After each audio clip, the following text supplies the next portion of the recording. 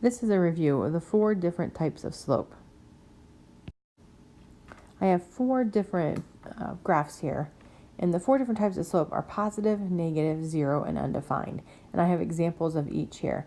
A quick reminder, you read all graphs from left to right, just like we read words from left to right. So on this first one here, when we start at the left and go to the right, it has an incline. It has a positive slope. Okay, on the second one, the negative, starts high, it goes down low. So as I read from left to right, it decreases, so that's a negative slope. 0 slope is just a horizontal line. An undefined slope is a vertical line. Some people think about skiing when they talk about slopes. So the positive slope would be uphill. The negative slope would be downhill. Okay, the 0 slope, that's cross country. So there is no slope.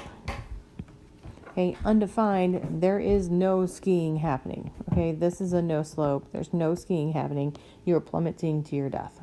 Okay, so those are the differences between the 4 types of slope.